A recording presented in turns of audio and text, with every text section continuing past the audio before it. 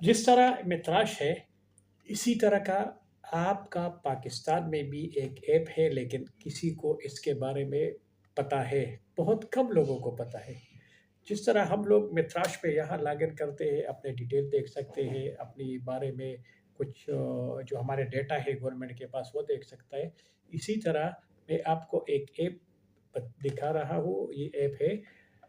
इसके ज़रिए आप अपने पाकिस्तान का नागरा के पास जितना भी डिटेल है वो आप देख सकते हैं, प्रिंट कर सकते हैं, रिक्वेस्ट भी कर सकते हैं, कैंसलेशन भी कर सकते हैं, रजिस्ट्रेशन भी कर सकते हैं।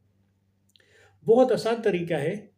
प्ले स्टोर में जाके ये लिखें पाक आइडेंटिटी, ये जाके डाउनलोड करें।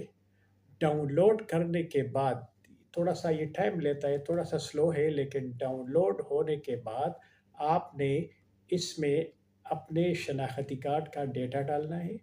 एक पिक्चर्स का वेरिफिकेशन होता है वीडियो के ज़रिए, तो वो आपने करनी है।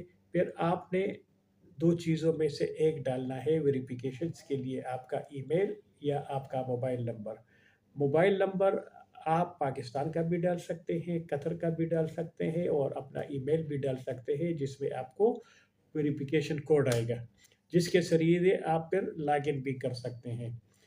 तो ऐसे करें कि प्ले स्टोर खोलें, प्ले स्टोर में ये लिख के पाक आइडेंटिटी इस तरह लिख के, इसके बाद ये डाउनलोड करें। डाउनलोड होने के बाद थोड़ा सा टाइम लगेगा। इसके बाद आप इसमें रजिस्ट्रेशन अपनी शुरू करें, अपना ओरिजिनल शनाख्ती कार्ड अपने पास रखें, उसको स्कैन करके इसको अपलोड करें, पहला साइड और बैक साइड। फिर ये आपसे फेस का वेरिफिकेशन मांगेगा, आप कैमरे के सामने बैठ के अपना फेस इसको दिखा दें, ये खुद ही आपको वेरीफाई करेगा और आपको 1-2 घंटे के अंदर या ज़्यादा से ज़्यादा 24 घंटे के अंदर आपको एक कोड आ जाएगा।